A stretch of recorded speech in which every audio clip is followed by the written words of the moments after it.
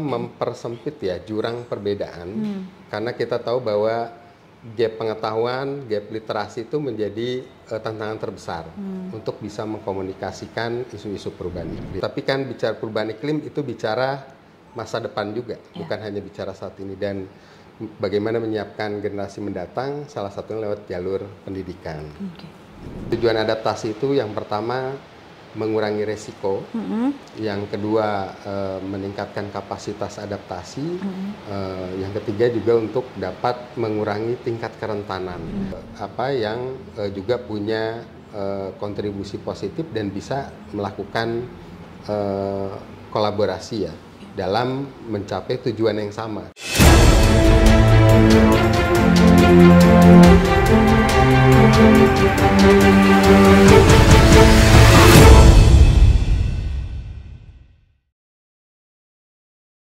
Selamat datang di UTAS Kemitraan, podcast tentang tata kelola pemerintahan bersama dengan para expert, pelaku dan juga akademisi. Dan hari ini kita telah kedatangan narasumber dari Kepala Balai PPI Sulawesi dan Maluku, Bapak Beni Ahadian Nur Eshut. Selamat siang Pak. Selamat siang. Bagaimana kabarnya Pak? Alhamdulillah baik. Iya. Apa kesibukannya akhir-akhir ini Pak? Yang pasti kita melakukan tugas-tugas rutin, dan salah satunya saat ini kita sedang mengikuti dan turut ya berpartisipasi dalam kegiatan konsultasi publik untuk pembahasan tentang draft peraturan Bupati Bulukumba tentang rencana aksi daerah untuk adaptasi perubahan iklim. Oke. Kalau mungkin saya boleh tahu dulu Pak, Balai PPI sendiri kan adalah perwakilan ya, bisa dibilang perwakilan dari Kementerian Kehutanan dan Lingkungan di nasional, dari Dirjen PPI khususnya, dan fokusnya untuk di wilayah tertentu itu sebagai apa sih Pak perannya sebenarnya? Oke, baik. Balai Pengendalian Perubahan Iklim Wilayah Sulawesi itu merupakan kepanjangan tangan dari Kementerian Lingkungan Hidup dan Kehutanan, dalam hal ini Direktorat Jenderal Pengendalian Perubahan Iklim. Nah, tugas dan fungsi kami itu khususnya di dalam peningkatan kapasitas daerah, termasuk di dalamnya dalam mendukung fasilitasi penyusunan rencana adaptasi daerah. Rencana adaptasi daerah sesuai dengan Perpres 98 tahun 2021 ya Pak. Oke, artinya di situ bentuk kegiatannya lebih mendampingi ya, atau juga ada peningkatan kapasitas untuk kelompok-kelompok tertentu terkait dengan penyusunan dokumen tersebut? Ya, baik, bentuk kegiatan fasilitasi yang kami lakukan itu terdiri dari pendampingan, peningkatan kapasitas daerah juga dilakukan melalui asistensi dan juga bimbingan teknis. Jadi ini kami juga menyesuaikan dengan kebutuhan dari setiap daerah yang beragam. Dari dukungan Adaptation Fund yang terkait dengan penyusunan RAAPI, sepengetahuan kami yang sudah berjalan duluan itu adalah Kabupaten Bulukumba, dan ini sudah pada tahap dokumen tersebut selesai dan sedang disusun draft peraturan Bupati sebagai bentuk legitimasi terhadap implementasi dari penyusunan rencana adaptasi. Nah, sedangkan untuk Kabupaten Toraja, setahu kami ini baru dimulai prosesnya, baru dimulai pembentukan tim pokjanya, kemudian kick off-nya, dan juga akan dilanjutkan dengan proses-proses penyusunan dan konsultasi publik. Jadi memang dari sisi proses tata waktu dua kabupaten ini berbeda. Nah, untuk Bulukumba sendiri tentunya setiap rencana aksi adaptasi ini disesuaikan dengan kondisi spesifik yang ada di masing-masing wilayah. Untuk Bulukumba dari data referensi maupun juga observasi, di sini kolaborasi ya, kerjasama dan dukungan pemerintah kabupaten, juga para pihak yang ada sampai kepada masyarakat sipil yang di sini digerakkan juga oleh konsorsium Payo Payo, itu menurut kami suatu modalitas yang luar biasa, sehingga dalam kurun waktu kurang lebih 1 tahun dokumen ini dapat diselesaikan, kemudian langsung dilanjutkan dengan pembahasan peraturan bupati. Dan harapan kami tentunya di Kabupaten Toraja juga hal-hal yang baik yang sudah dilakukan di Kabupaten Bulukumba ini juga bisa diadopsi, direplikasi, dan juga mungkin di sana juga akan ada dukungan kerjasama yang saya yakin minimal sama atau mungkin juga bisa lebih baik. Oke. Artinya ada keterlibatan aktif dari PPI baik di 2 kabupaten tersebut ya Pak, baik di Bulukumba maupun di Toraja. Mungkin kita sedikit geser dulu ke Bulukumba yang hampir memasuki tahap SK Pergub. Bagaimana Bapak melihat koordinasi antara konsorsium baik maupun konsorsium dan Pokja dengan Balai PPI dalam menyusun dokumen ini Pak? Apakah ada komunikasi yang intens dan juga ada feedback saling timbal balik antara PPI juga dengan Pokja gitu? Bagaimana? Ya, baik. Jadi dalam 1 tahun terakhir yang kami amati dan juga kami terlibat di dalamnya, itu proses-proses baik informal maupun formal itu terjalin sangat baik. Jadi baik komunikasi secara langsung dengan pemerintah kabupaten, juga dengan pihak mitra yang juga dalam hal ini digerakkan oleh teman-teman konsorsium Payo-Payo, kemudian juga melalui media formal lewat pertemuan, konsultasi, diskusi dan lain-lain juga itu berjalan cukup baik, intensif, dan hasilnya dan follow up-nya sangat terlihat jelas, dan ini sebuah contoh pembelajaran yang sangat baik. Oke. Kalau tadi kebaikannya, kalau tantangannya seperti apa Pak selama PPI mendampingi Pokja RAP Bulukumba dalam menyusun dokumen RAP? Ya, bicara tantangan ini selalu terjadi di setiap proses untuk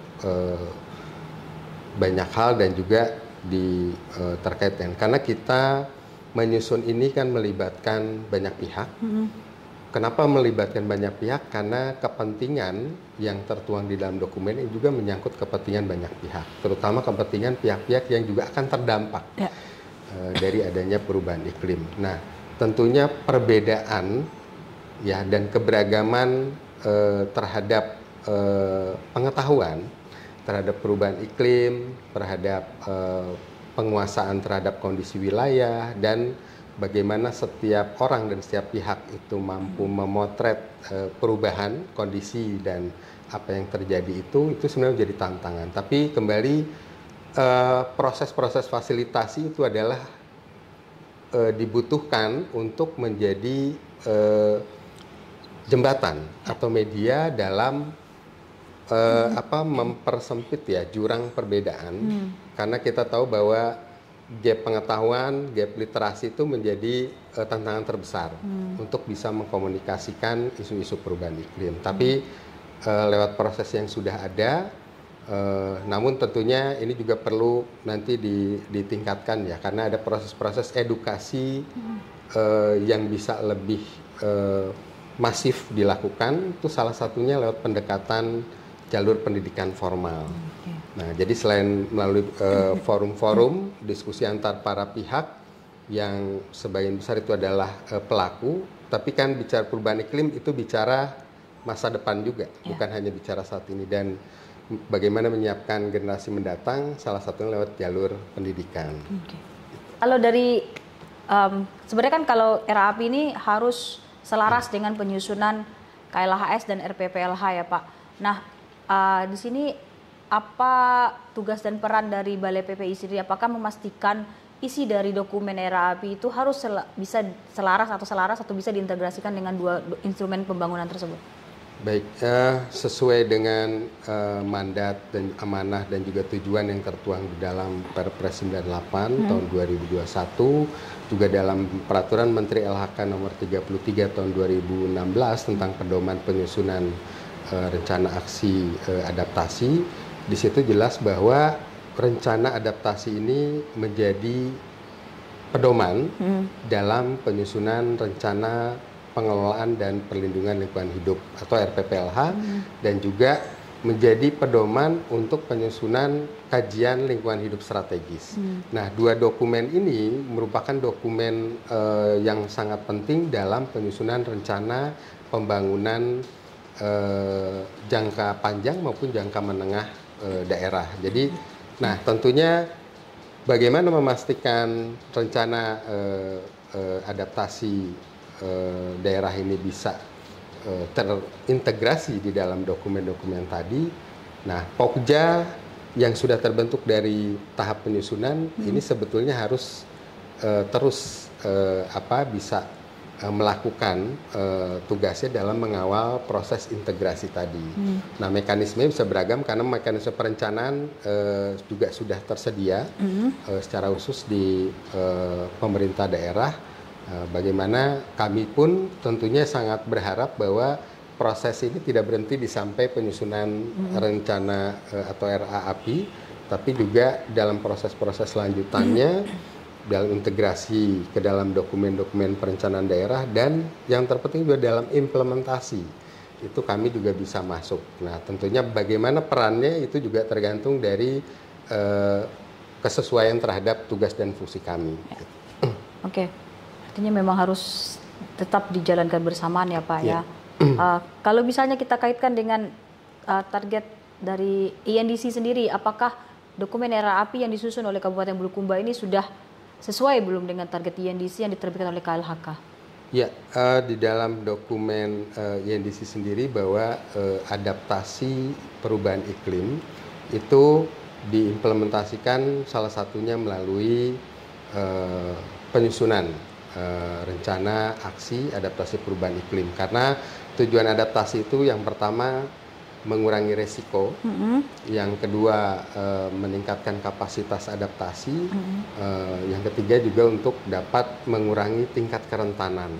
Nah, bagaimana kita memastikan bisa terwujud? Yang pertama tentunya tahap di dalam dokumen perencanaan itu harus kita tuangkan. Nah, kondisi di Kabupaten Bulukumba khususnya dengan data-data yang tersedia dengan dari berbagai sumber dan juga hasil studi, kajian dan referensi lainnya itu dituangkan. Dan itu sebenarnya membantu memudahkan proses selanjutnya. Jadi untuk penyusunan dokumen-dokumen perencanaan lainnya, dan ini tentunya pada akhirnya karena INDC itu tujuan utamanya tentunya penurunan emisi, maka melalui aksi adaptasi harus juga ke depannya atau dalam waktu pada saat yang bersamaan harus disinergikan dengan aksi adaptasi, dengan aksi mitigasi maksudnya. Karena adaptasi sebenarnya tidak bisa berjalan sendiri, karena dia selalu menjadi bagian yang tidak terpisahkan. Contoh kalau misalnya kegiatan penanaman atau rehabilitasi hutan dan lahan, bentuk penanamannya itu adalah kegiatan aksi mitigasi. Tapi apa kegiatan adaptasinya? Pemilihan jenis pohon yang sesuai dengan kondisi wilayah, sesuai dengan topografi dan sesuai dengan kondisi misalnya jenis tanah, iklim lain-lain, itu adalah bentuk adaptasinya. Jadi inilah kenapa rencana adaptasi daerah untuk adaptasi ini juga perlu diimbangi, diikuti dan diintegrasikan dengan rencana aksi mitigasi sendiri. Harus berjalan berbarengan. Betul. Baik adaptasi maupun mitigasi ya Pak, karena tidak bisa terukur juga nanti ketika adaptasi berjalan sendiri. Betul. Oke Pak, sekarang ini kan penyusunan RAAPI ini rata-rata di Kabupaten Bulukumba dan Toraja kan didampingi atau diinisiasi oleh lembaga sipil, masyarakat sipil atau CSO ya Pak, CSO lokal.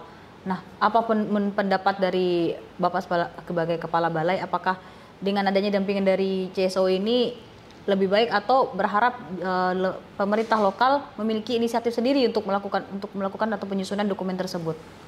Ya, kembali yang pasti dalam melaksanakan program pengendalian perubahan iklim, pemerintah menyadari bahwa itu merupakan mandat yang besar ya. Tapi pemerintah sendiri sebenarnya menyadari bahwa pemerintah tidak bisa bekerja sendiri. Pemerintah perlu berkolaborasi dengan semua pihak, termasuk akademisi, kemudian lembaga masyarakat sipil atau non-government organization, dan juga keterlibatan dari masyarakat, karena masyarakat biasanya adalah berada pada posisi yang paling terdampak, sehingga masyarakat juga perlu belajar, dan belajar itu harus lewat proses. Nah, ketika masyarakat dan semua pihak terlibat proses, itu akan menjadi media transfer pengetahuan yang sangat baik. Dan proses di mana ada inisiasi dukungan dari masyarakat sipil, termasuk juga dukungan anggaran dari non APBN, Adaptation Fund, ini merupakan sebuah bentuk kondisi yang menjadi kondisi pemungkin ya. Artinya setiap lokasi, setiap daerah itu bisa beragam. Bisa saja di satu lokasi inisiasi itu menjadi prioritas, dukungan dan mobilitas yang mendukung, tapi mungkin di beberapa daerah juga itu perlu disupport. Dan itu tidak masalah. Jadi intinya pemerintah sebetulnya terbuka untuk membangun kerjasama dan juga membangun sinergi dan juga dukungan dan para pihak. Dan tentunya ini sebuah hal yang perlu pemerintah apresiasi bahwa terdapat lembaga yang juga punya kontribusi positif dan bisa melakukan kolaborasi ya dalam mencapai tujuan yang sama. Kembali, isu perubahan iklim merupakan isu yang menjadi tujuan bersama, menjadi keperhatian bersama, dan harus menjadi tanggung jawab yang sama. Oke, menarik Pak. Artinya penting tetap peran dari lembaga sipil, masyarakat sipil dalam mendorong pemerintah kabupaten kah atau ke pemerintah desa untuk menyusun dokumen RAP itu ya, harus sinergi antara semua pihak ya. Pak. Kalau boleh tahu Pak, di Provinsi Sulawesi Selatan sendiri RAP yang sudah selesai ada berapa kabupaten atau ada berapa desa yang sudah buat Pak? Kabupaten. Kalau yang sudah menyusun, sepengetahuan kami di Sulawesi Selatan itu ada 4. 4 ya. Jadi ada Kabupaten Bulukumba, ini yang kemudian ada Kabupaten Goa, dan ada Kabupaten Pangkep, dan yang baru berjalan adalah Kabupaten Toraja. Tanah Toraja. Nah, yang didukung oleh Adaptation Fund sendiri itu ada 2. Jadi ada Kabupaten Bulukumba dan Kabupaten Toraja. Nah, untuk Kabupaten Goa dan itu juga sebetulnya kolaborasi juga antara pemerintah pusat, pemerintah kabupaten, dan juga ada lembaga lain yang juga turut mensupport. Jadi sebetulnya kolaborasi dukungan para pihak, termasuk juga beragam sumber pendanaan, selama itu sejalan dan mendukung prioritas nasional maupun daerah, saya pikir itu terbuka.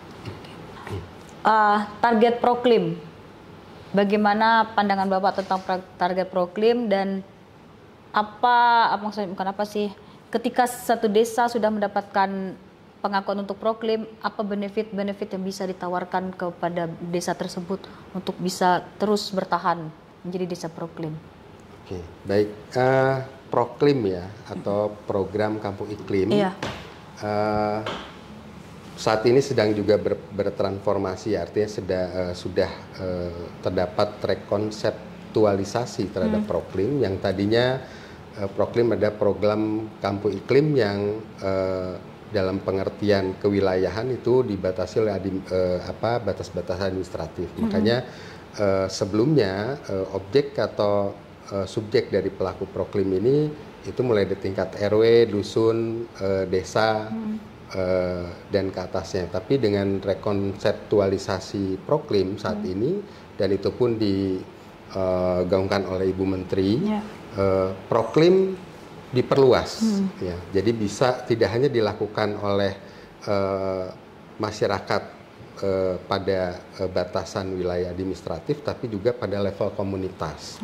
Nah, komunitas ini karena banyak kegiatan bentuk aksi adaptasi maupun mitigasi itu sebenarnya tidak bisa dibatasi hanya dilakukan oleh masyarakat atau lembaga yang dibatasi oleh batas-batasan administratif, tapi sekarang bisa dilakukan lebih luas oleh bentuk komunitas. Nah, tapi untuk Proklim sendiri yang sebelumnya itu tetap berjalan. Kenapa Proklim ini penting? Karena Proklim ini merupakan bentuk implementasi dari aksi adaptasi dan mitigasi yang didukung oleh kelembagaan di tingkat masyarakat yang kuat, dan itu merupakan gambaran wujud nyata bahwa masyarakat sendiri mampu melakukan aksi adaptasi dan mitigasi, dan contohnya sudah cukup banyak. Di forum tadi juga disampaikan bahwa untuk Bulukumba dalam rangka mendukung Proklim sendiri sudah lebih dari 50 lokasi, dan untuk Sulawesi Selatan sebetulnya juga luar biasa, sudah lebih 500 lokasi Proklim. Nah, itu artinya bahwa tingkat penerimaan baik masyarakat, kemudian dukungan pemerintah daerah, termasuk lembaga-lembaga yang bekerja di lingkungan hidup untuk Proklim, itu sudah sangat besar di Sulawesi Selatan. Dan apresiasi atau penghargaan itu sebenarnya salah satu bentuk pemicu ya, supaya bahwa masyarakat bisa lebih memahami bahwa apa yang dilakukan, sadar atau tidak sadar, itu ternyata masuk dalam kategori aksi. Nah, kemudian karena mereka melakukan itu banyak melalui swadaya, ya, bukan program yang disubsidi atau tapi ketika mereka jadi, nah, apresiasi itu sebenarnya sebagai sebuah tanda saja bahwa ternyata apa yang kami lakukan selama ini itu loh yang dimaksud dengan aksi adaptasi dan mitigasi. Nah, setelah mendapat apresiasi apa? Ini banyak. Sebetulnya kita sering berpikir what's next dari apa yang telah dilakukan, apa yang telah dicapai, kembali seiring dengan jalannya kehidupan manusia maupun masyarakat, maka bentuk ada aksi itu sebenarnya tidak pernah terhenti ya. Ketika masyarakat sudah menyadari bahwa sebelumnya mereka sudah melakukan aksi-aksi dan itu mendapat pengakuan, maka semangatnya, energinya pasti makin kuat. Nah, bentuk dukungan lain itu selain perhatian pemerintah pastinya tadi lewat dokumen perencanaan, komunitas atau kelompok masyarakat yang sudah memiliki bentuk aksi adaptasi dengan beragam kategori itu harusnya menjadi prioritas. Dan menjadi perhatian untuk program-program pembangunan. Melihat bahwa Proklim ini sebuah potensi untuk memetakan di mana lokasi-lokasi dan kelompok masyarakat yang sudah siap menerima. Dan itu bisa contohnya cukup banyak ya. Jadi banyak perusahaan, dan itu pun akhirnya saya juga belajar bahwa ternyata Proklim tidak sesederhana yang kita lihat dalam konteks aturan atau konteks pedoman, tapi ada multiplier effect yang lebih besar, dan ternyata itu untuk pengalokasian dan dana CSR sebagai bentuk tanggung jawab swasta, itu Proklim menjadi nilai plus.